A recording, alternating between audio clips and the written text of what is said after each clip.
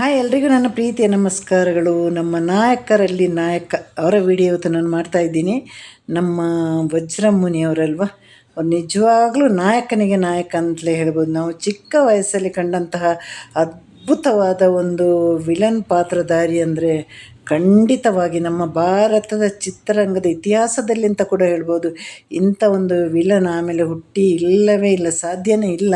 ಯಾಕಂದರೆ ಆ ಚಿಕ್ಕ ವಯಸ್ಸಿನ ನಮಗೆ ನಮ್ಮ ದೇಹ ನಡುಗ್ತಿತ್ತು. ಇವರು ಆ ತೆರೆ ಮೇಲೆ ಬಂತು ಅಂದರೆ ನಮಗೆ ಯಾರು ಏನು ಸಿನಿಮಾ ಅಂದರೆ ಅಷ್ಟು ಗೊತ್ತಿರೋದ ವಯಸ್ಸಲ್ಲಿ ಇವರೊಂದು ವಿಲನ್ ಪಾತ್ರಧಾರಿಯಾಗಿ ಬರ್ತಾಯಿದ್ರು. ಅದರಲ್ಲೂ ನೋಡಿ ಇವರ ಗಡಸು ಧ್ವನಿ, ಇವರ ಒಂದು ಒಂದು ತೀಕ್ಷ್ಣ ಕಂಗಳು, ಅವೆಲ್ಲ ಒಂದು ಯಾವ ಮಟ್ಟಕ್ಕೆ ನಮಗೆಲ್ಲ ಭಯ ಬರ್ತಾಯಿತ್ತಂದರೆ, ಒಂದು ಪ್ರೇಕ್ಷಕರ ಮನಸ್ಸಲ್ಲಿ ಅಷ್ಟೊಂದು ಭಯ ಮೂಡಬೇಕಂದ್ರೆ ಆ ಒಂದು ಪಾತ್ರಧಾರಿಯ ಒಂದು ಪಾತ್ರ ಅಥವಾ ಅವರ ಅಭಿನಯ ಇನ್ನೆಷ್ಟು ಮಟ್ಟಕ್ಕೆ ಅದು ಹೋಗಿರಬೇಕಲ್ಲ.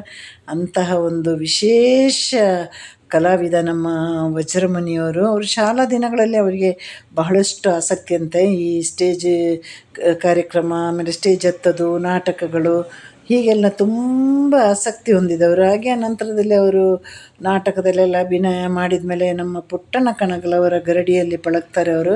ಅವರ ಮಲ್ಲಮ್ಮನ ಪವಾಡ ಅನ್ನುವ ಚಿತ್ರದಲ್ಲಿ ಮೊದಲಾಗಿ ಅಭಿನಯಿಸ್ತಾರೆ.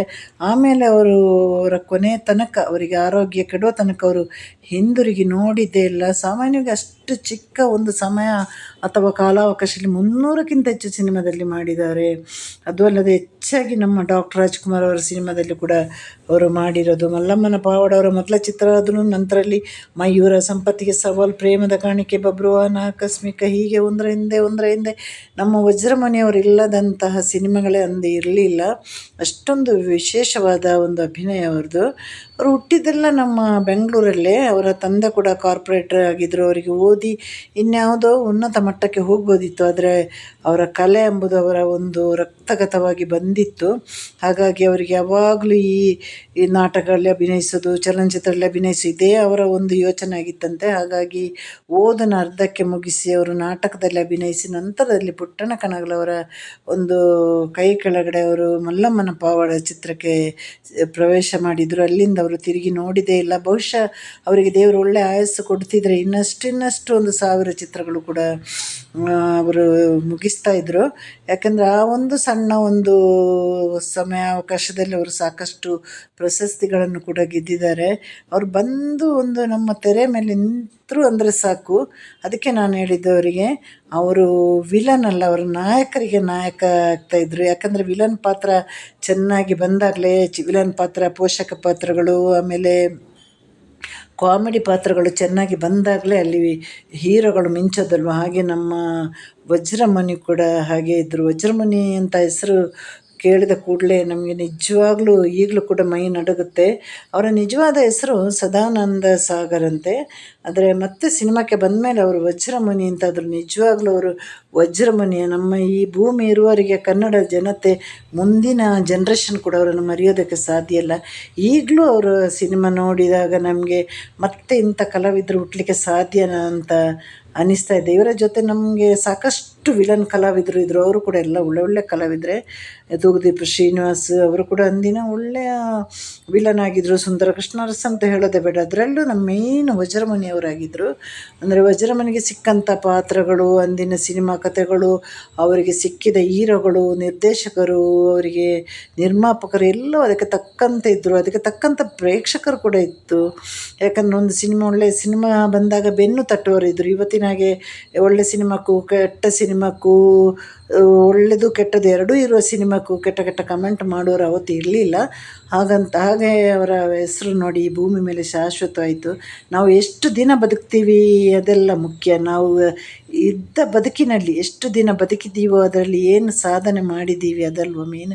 ಯಾವತ್ತೂ ಸಾಧ್ಯನಾ? ಖಂಡಿತ ಸಾಧ್ಯ ಇಲ್ಲ. ನೋಡಿ, ಅವರೊಂದು ಬಾಯಿನ ಮಾಡೋದು, ಅವರೊಂದು ಕಣ್ಣು, ಅವರ ಕಣ್ಣಲ್ಲೇ ಆ ಒಂದು ವಿಲನ್ ಪಾತ್ರಕ್ಕೆ ತಕ್ಕಂಥ ಒಂದು ಅಭಿನಯ ಅವರ ಕಣ್ಣುಗಳೇ ಹೇಳ್ತಾಯಿದ್ರು. ಅದಕ್ಕೆ ತಕ್ಕನಾಗ ಕಣ್ಣು ಕೊಟ್ಟಿದ್ದರು ದೇವರವರಿಗೆ. ಹಾಗೆ ಅವರಿಗೆ ಒಳ್ಳೆ ಧ್ವನಿ ಕೂಡ ಇತ್ತು, ಬಹಳ ಗಡಸು ಧ್ವನಿ.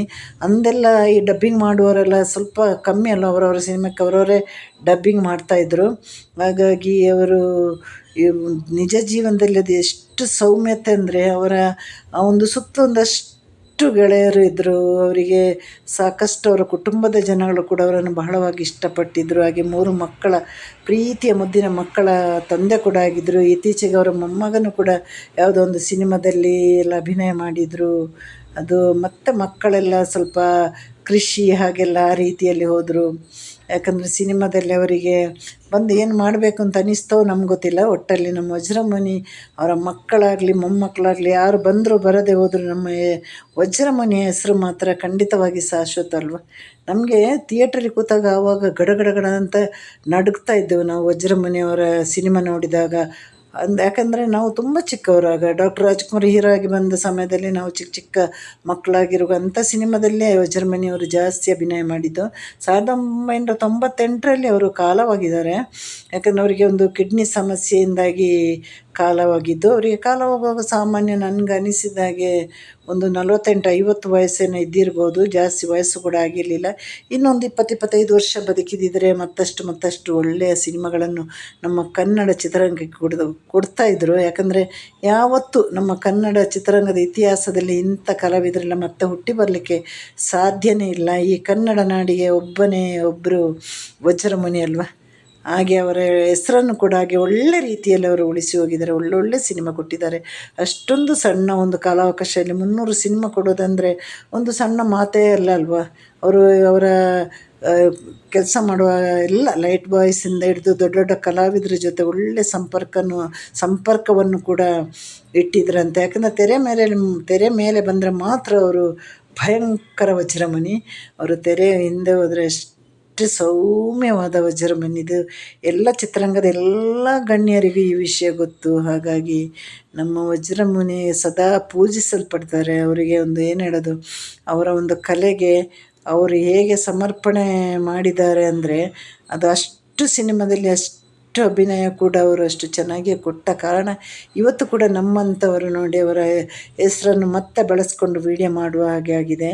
ಹಾಗಾಗಿ ಇನ್ನಷ್ಟು ಇಂಥ ಕಲಾವಿದರು ಬರಬೇಕು. ಯಾಕಂದರೆ ವಿಲನ್ ಪಾತ್ರಧಾರಿಗಳು ಇವರ ಕೆಲವು ವಿಷಯಗಳನ್ನು ಕೂಡ ತಮ್ಮಲ್ಲಿ ಅಳವಡಿಸಿಕೊಂಡು ಅಲ್ಲಿವರೆಗೆ ಮುಟ್ಟಲಿಕ್ಕೆ ಸಾಧ್ಯವಿಲ್ಲ ಅಂದ್ರೂ ಇವರ ಒಂದು ಕಾಲ ಕೆಳಗಡೆ ಆದರೂ ಮುಟ್ಟಲೇಬೇಕು. ಯಾಕಂದರೆ ಇವರಲ್ಲೆಲ್ಲ ಅವತ್ತು ಅಂಥ ಡೆಡಿಕೇಶನ್ ಇತ್ತು. ಅದನ್ನು ಹೊರಗಡೆ ತರುವಂತಹ ನಿರ್ದೇಶಕರಿದ್ದರು, ನಿರ್ಮಾಪಕರಿದ್ದರು. ಅದಕ್ಕೆ ಸರಿಯಾದ ಒಂದು ನ್ಯಾಯ ಕೂಡ ಇವರು ಕೊಡ್ತಾಯಿದ್ರು. ಅವತ್ತಿನ ಸಂಭಾವನೆ ಎಲ್ಲ ಎಷ್ಟು ಚಿಕ್ಕ ಸಂಭಾವನೆ ಅಲ್ವ, ಎಲ್ರಿಗೂ ಗೊತ್ತಿರೋ ಅಂಥ ವಿಷಯ. ಅವರು ದುಡ್ಡಿಗಾಗಿ ಯಾವತ್ತು ಅಭಿನಯ ಮಾಡಿಲ್ಲ. ಅವರು ಕಲಾ ಸರಸ್ತಿಗಾಗಿ ಅಭಿನಯ ಮಾಡಿದರು. ಅವರಿಗೆ ದೇವರು ಕೊಟ್ಟ ಕಲೆಯನ್ನು ಅವರು ಬಳಸಿಕೊಂಡ್ರು. ಅದಲ್ಲದೆ ದುಡ್ಡೇ ಮುಖ್ಯವಾಗಿರಲಿಲ್ಲ. ಇವತ್ತು ಯಾವುದೇ ಕಲಾವಿದರು ಬಂದರೆ ಅವರಿಗೆ ದುಡ್ಡೇ ಮುಖ್ಯವಾಗಿರುತ್ತೆ.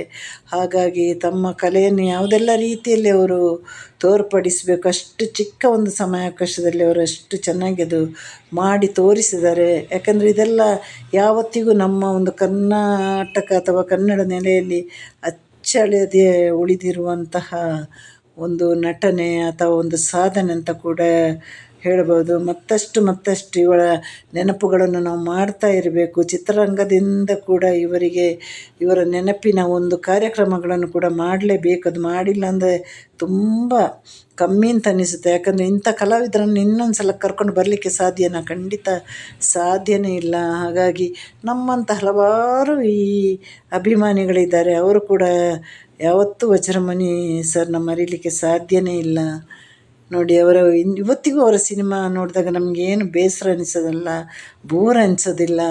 ಅವತ್ತು ಇಂಥ ಅಭಿನಯ ಕೊಟ್ರ ಅಂತ ಅನಿಸುತ್ತಲ್ವ. ಹಾಗೆ ನನ್ನಂತಹ ಸಹಸ್ರಾರು ಅಭಿಮಾನಿಗಳು ಈ ಕರ್ನಾಟಕದ ನೆಲೆಯಲ್ಲಿರ್ಬೋದು. ಇವತ್ತಿಗೆ ಇದ್ದಿದ್ರೆ ಅವರು ಪರಭಾಷೆಯಲ್ಲೂ ಕೂಡ ನಟಿಸ್ತಾಯಿದ್ರು ಅನಿಸುತ್ತೆ. ಹಾಗೆ ಇವತ್ತಿನ ನಮ್ಮ ಈ ವಿಡಿಯೋ ನಮ್ಮ ನೆಚ್ಚಿನ ನಾಯಕರ ನಾಯಕ ವಜ್ರಮುನಿಯವ್ರದ್ದಾಗಿತ್ತು. ನಿಮ್ಮದೆಲ್ಲ ಸಪೋರ್ಟು, ಪ್ರೀತಿ, ಸಹಕಾರ ಎಲ್ಲವೂ ಈ ಒಂದು ವಿಡಿಯೋಗೆ ಇರಲಿ. ಮತ್ತಷ್ಟು ಒಳ್ಳೆ ವಿಡಿಯೋಂದಿಗೆ ನಾನು ಬರ್ತೀನಿ. ನಮ್ಮ ಕನ್ನಡದ ಕಲಾವಿದರನ್ನು ನಾವು ಮತ್ತೆ ನೆನಪು ಮಾಡಿ ಅವರಿಗೆ ಒಂದು ಗೌರವವನ್ನು ಸಲ್ಲಿಸೋಣ ಅಲ್ವ. ಎಲ್ರಿಗೂ ಟಾಟಾ ಬಾಯ್, ಸಿ ಯು, ಟೇಕ್ ಕೇರ್.